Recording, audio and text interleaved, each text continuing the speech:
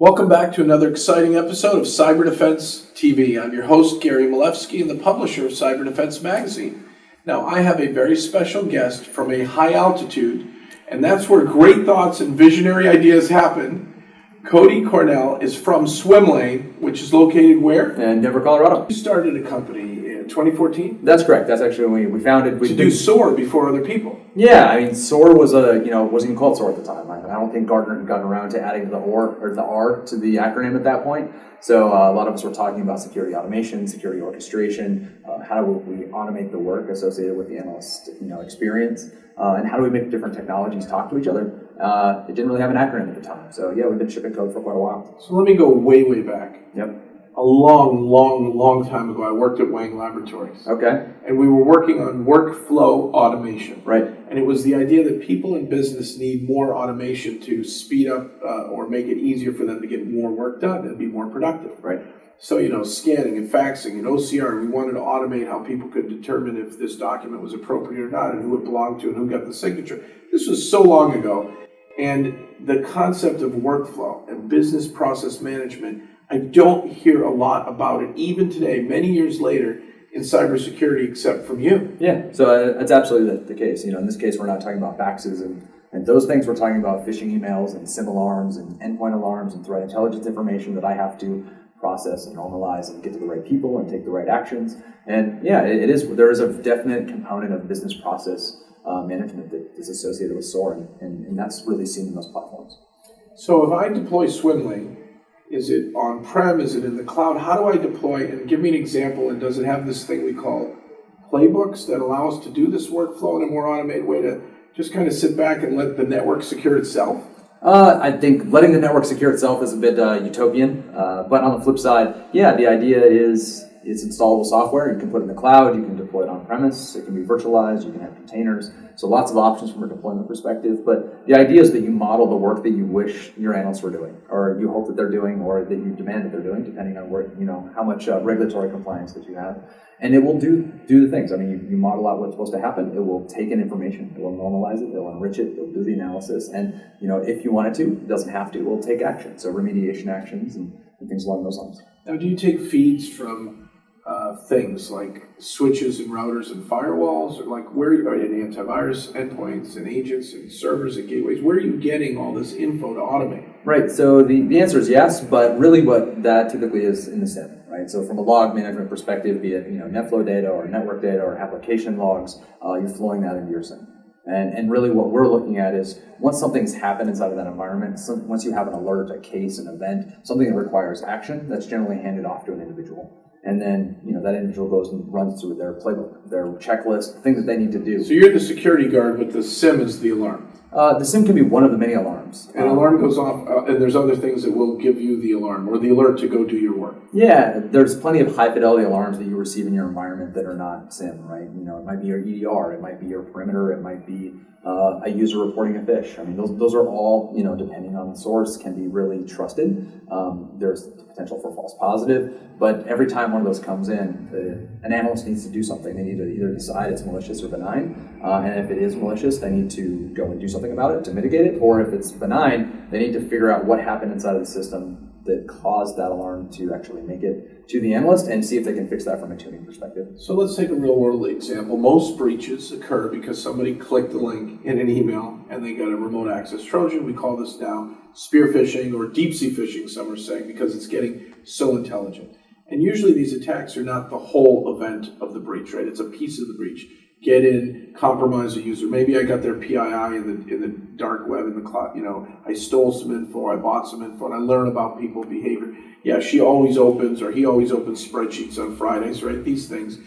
Now, I've got in, they've got infected. Other people who passed the training won't open that file, right? They're more paranoid. And they'll alert somebody, the IT, for incident, that there was, we got a lot of weird, weird things that look like rats, but I don't want to open the file and find out. So these are kind of two use cases. The well-trained user and the well-trained user just doesn't listen. Right.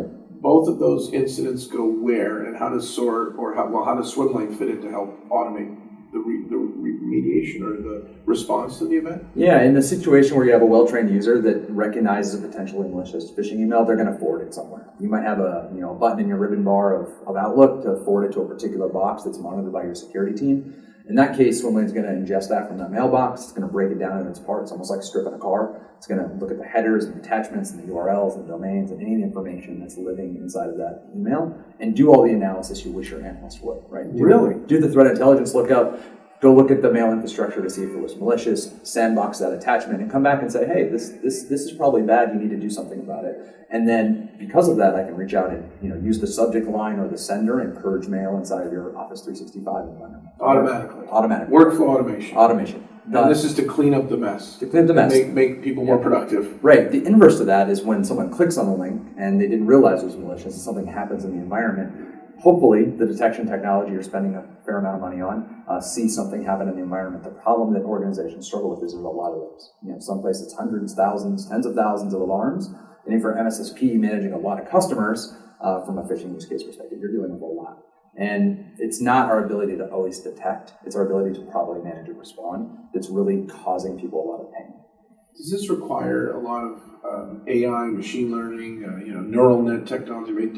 Or is it you've got a team up in Denver and Swimlane just constantly figuring this out and sending out updates? Like, how do we stay ahead of the bad guys? So no one organization is going to be able to have a monopoly on all the good use cases and all the good ideas and what we should be integrating with. So what we've used is a collaborative approach. We've created a community and a marketplace where if you're working inside of your environment and you find this really great way to deal with a particular type of attack or a particular type of actor, I can create a playbook around there. I can share it, and somebody else can pick that up. So the idea here is that we are raising tides, raise all ships.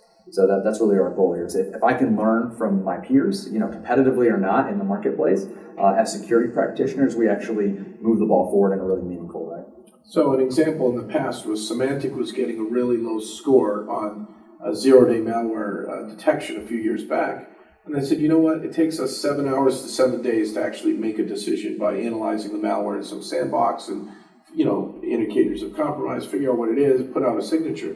So they said, you know what, let's crowdsource our decision-making on whether it's malware or not, and we'll hopefully not have a lot of false positives. And they went from a 65% detection rate of 0 day to like 98%. It was crazy because the crowd, it raises all ships, as you say. Do you crowdsource or have a way to share playbooks amongst IT, even if they're different organizations? Yeah, absolutely. So the community is where people talk about those playbooks. Our marketplace is where they share those. So I'm not familiar with those Symantec stats, but if you look at things like VirusTotal, where there's a lot of different malware engines there doing analysis, there's a level of crowdsourcing there. There's a level of consensus that has to be hit before people are taking particular actions. And a lot of people are using that as one of the first places they go to decide, is this malicious, is it known bad? What's a typical event cycle? You found something bad. We talked about the employee clicked the wrong link and they've got the rat. The rat's on their computer right now. And it's watching their keystrokes. Someone remotely in another country, maybe China or Russia or wherever, is trying to get into that organization and steal data. And it's the beginning of this data theft cycle. Right. Where do you come into play? Yeah, in that case, you're really hoping that your endpoint technology is, monitoring for some of the behavior there. So I'm not sure if it's memory access or, network access, if they're trying to reach out to a C2 address or whatever it might be. But in that moment, you're hoping that your ER technology is functioning as, to protect you, and it's going to generate an alert. And that alert can go directly to a SOAR platform like Swimlane. It could go to your SIM, and we can ingest it from the SIM. But in that moment, we can actually take immediate response. What's an immediate response? Is it cutting off that computer off the network by telling the switch, hey, this switch port that John is on, switch port 21, needs to go dead right now? Yeah, port security is less common than things like NAC or, ER-based quarantine. Yeah, so a NAC agent like or a Force Scout or some other system. Yeah, exactly. Or I can do port security is less common. Maybe you move somebody to a different VLAN. These are all options that are out there, but typically you're using an agent-based technology to disable access and remove only access to that host, via things like, your LAN desks or SCCM, so they come in and do patching or remediation. So Swimlane never gets a vacation? No, it doesn't. Your employees, I hope, do. Once in a while. Yeah, probably more often than I do. Okay, so Swimlane is pretty advanced at what it does. You're one of the first players in this space we call SOAR today. Where are you going? What's the vision? You are a visionary. I want to know where the future is. Yeah, that's awfully complimentary. One of the things that we realized is that it's not just the ability to do machine-to-machine communication that's going to enable organizations to drive down the amount of work that they need to do on a day-to-day basis. There's also a component of how do you enable analysts to be better at their jobs if they don't have 5, 10, 15 years worth of experience. So that analyst experience, that real enrichment to the case management system, and how you help them find answers when answers aren't always automatic. I think it's going to be a big component of what we're going to be doing. Very cool. Now, last question, and this is the hot seat tough question. NHS, WannaCry. I mean, we all hear about the story, but I want to take the scenario and see how you could have helped. SMB1 protocol should not be running on any Windows computer. But some people have old systems and they don't understand this, right? And that's a very insecure protocol where the moment I see you have that running, I can worm my way across your network. WannaCry was a crypto thing, right? It was a ransomware tool that then attached itself. The code was written to be a worm and became a ransomware. An employee clicks a link in an email, they open an attachment, it's WannaCry, it kicks in, it sees they have an SMB1 flaw, and it worms its way across the whole network. 1,400 computers went down, probably within an hour, maybe faster, and people couldn't have their operations at the hospital. I mean, this really affected human lives. Absolutely. Can you help solve this problem? I'm always apprehensive to armchair quarterback hindsight security events and say, we could have solved that problem. We see that a lot, and I think that's unfair to the people that work really hard to keep them safe. Mm-hmm. I think the advantage that SOAR has is, the ability to expand and, really quickly inside an environment is because of our ability to respond, right? Every one of those alarms coming from that endpoint, because most of the AV vendors and the endpoint vendors, they recognize these things. If they can't mitigate them, they are detecting them. And the ability to respond very, very quickly to make sure the spread is as small as possible, right? It's going to start on a workstation. What you don't want it to do is end up on your backups, right? Or get to the key server, the SMB server that then allowed other users to get... Right. So that ability to do that immediate response and to reduce the footprint in which you're getting exposed, I think is the thing that SOAR provides in that moment. What I don't want to do is, kind of wave the flag of if you would have had our thing, you'd be saved, because I think that's a false representation, and it's really not fair to organizations, because yes, in this moment your product might have helped, but tomorrow when the adversary realizes that you have said product, they're going to change their tactic. They're going to look at your job description, realize you're running this endpoint technology, they're going to get a copy of it, they're going to deviate what they're going to do, and they're going to come after you. Great, thank you, Cody. You're in the hot seat, you pulled it off. I really enjoyed it, and like I said, I think you're a visionary. I want my people, we've got a lot of readers and viewers to keep an eye on you and your company. All right. Really exciting. Thanks so much, really appreciate it. Up there in Denver, brother. Yeah, Mile High City. Mile High City. So again, take a look at swimlane.com. They've got great stuff online that you can learn all about them. And a humble CEO who doesn't even want to ask you to ask, but I always say, ask your MSSP if they're running Swimlane, or get it direct. Even if it's through a channel partner, get it on your environment today. Check them out and then come back for another exciting episode of Cyber Defense TV. Thank you.